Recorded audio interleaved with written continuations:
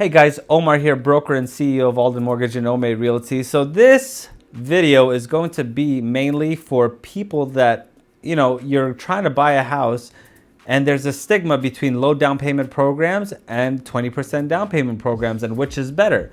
Is a 3% conventional better than a 20% down conventional? Is a 3.5% down on an FHA better than or worse off than a 20% conventional? Absolutely not. Now, the whole entire point of this video is going to be so you could get an understanding, and maybe this is information you could relate to your seller's agent or your buyer's agent, your agent, because you're buying the house, to explain to the seller agent, hey, it's actually better if we do it this way rather than that way, because a lot of times what happens is a seller will go ahead and submit an offer and they'll get no response, or they'll get like a decline, and then they're like, oh, we don't know, especially when it comes to inexperienced agents. Start off, let's go ahead and stick to FHA, okay? So FHA, so to start, let's go ahead and state a base platform. The base platform is going to be a $500,000 house, two equal buyers. One is doing a 3.5% FHA loan down payment, and one is doing 20% down. You both have $120,000 in your account. Now, if I was the seller's agent and I was looking at the bigger picture of things, there's one thing that you have to take in consideration, is that's something that's called an appraisal gap. An appraisal gap is when you are in contract for, let's say, for instance, $500,000. Appraisal comes back for $460,000. You have to go ahead and vet that buyer to know, hey, is this even actually going to work? Are we potentially going to have an appraisal gap that we have to cover? Especially now we're in March 2022, and for the past couple of years, you guys all know that the real estate market has been, going over and over and overbidding. So let's go ahead and look at the downsides of FHA. The downsides of FHA is one that's called an amendatory clause. An amendatory clause, for instance, it just means that if you are in contract for $500,000, and the appraisal comes in at $460,000, you could go ahead and just cancel that. You get your earnest money deposit back, and you could just go on to another property if you wanted to. Or if there is some defects in the appraisal where you cannot qualify for the appraisal without them doing it, or the seller refuses to do anything, that is another thing to amend the clause. It's what a mandatory clause. It amends the contract that you're in. But if you're really into it, and if you really want the property, of course you're gonna kind of go to different programs to make sure you have enough money to go ahead and fix those problems by the time you go ahead and close. Then you get another appraisal done, which will be a final, and then they'll go ahead and give you the approval or not the approval. So those are the two big things. Now, you can switch over to a 3% conventional, which falls under the same category as a 20% conventional. It'll be the same exact things.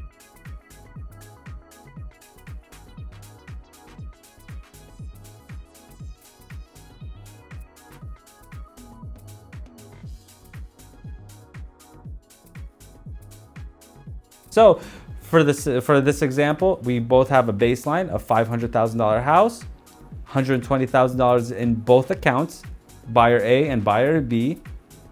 And one is only putting 3% down on a conventional, and one is putting down 20% down on a conventional. So when you get to that if you're buying in contract for $500,000, you will have the house for $460,000 appraisal. Now you have a $40,000 gap that you need to cover.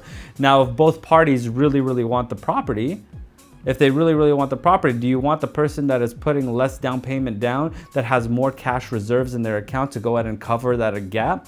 Or do you want the guy that is kind of like at the thin wire, where they're putting the $100,000 down and then they only have $20,000, which they still have to cover closing costs, appraisal, and they have to have some sort of money in reserves to go ahead and conclude the loan? No, you absolutely want the guy that's putting lower down payment down to go ahead and cover the appraisal gap if needed.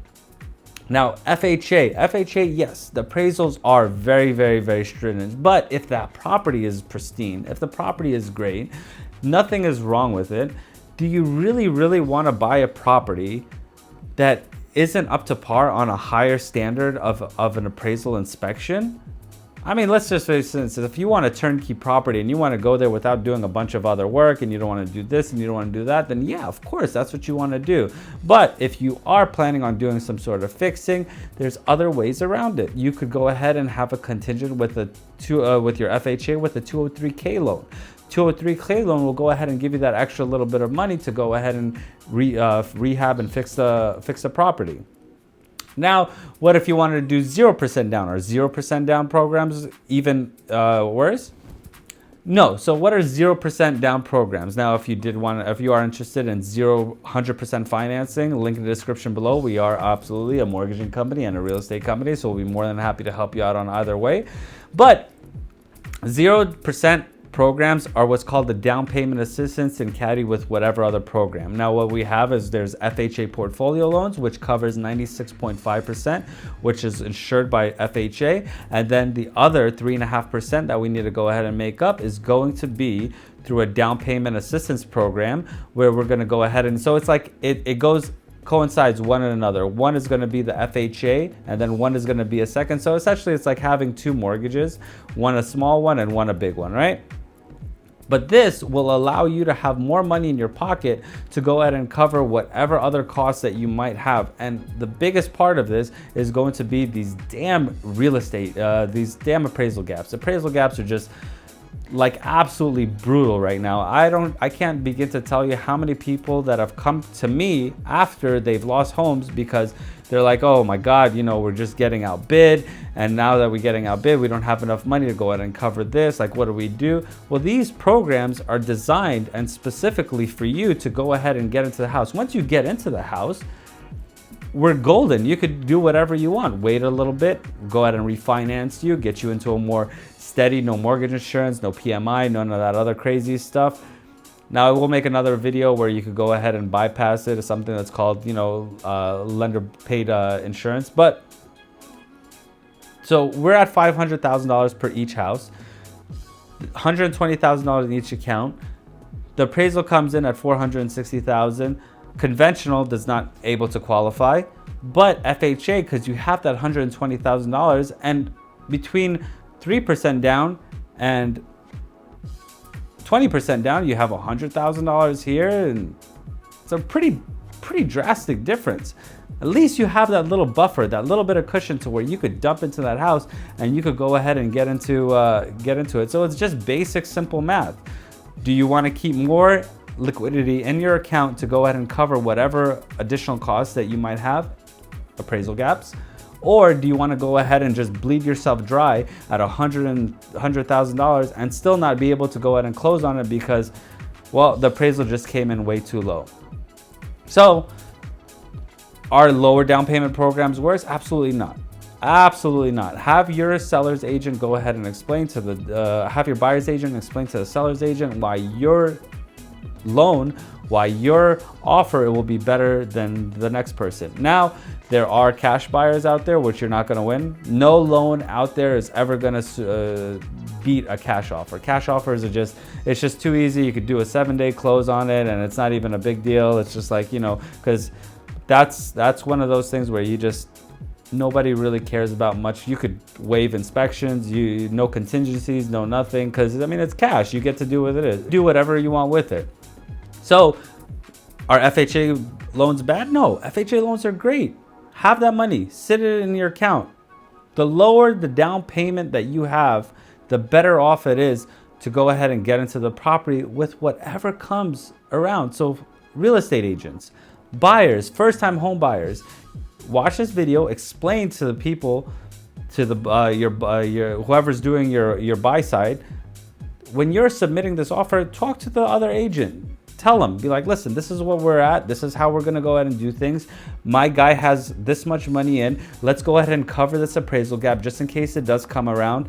And then we have enough money to go ahead and close, rather than, hey, we're doing a 20% conventional and the guy gets all happy and he's go lucky and he's like, you know what, we're going to go ahead and do this 20% conventional and we're going to go ahead and lock and load and we're going to win this one. This is going to be great. And then this way they're going to be like, yeah, 20% down. This is a good qualified buyer. We're good to go. And then the appraisal comes in and then you have a gap that you need to cover and you're like, oh my God, what do I do now? Well, I'm not sure if I really explained myself. I'm trying to get better at these videos. And I know I go off on little tangents, but if you did like it, or if you do have any questions specifically, please link in the description below for up to 50% commission rebate on your next home purchase. Just go ahead and All the information's right below. And for mortgaging assistance, which we are mainly a mortgaging company, as you can see right there, Alden Mortgage, that's my company. We'll be more than happy in the state of California. And till next video, guys, really appreciate you watching. Thank you, and please consider subscribing.